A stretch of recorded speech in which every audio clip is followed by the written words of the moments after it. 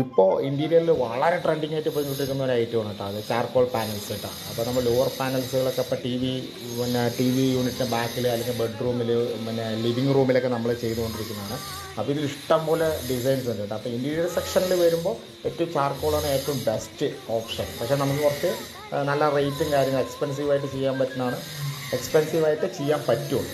അപ്പോൾ ഇത് 120 mm, 200 mm, 300 mm, 600 mm ആ ലെവലിലൊക്കെ വരുന്നുണ്ട്. ഡിസൈൻസൊക്കെ കണ്ടു കഴിഞ്ഞാൽ നമുക്ക് ഒരു രക്ഷയില്ല.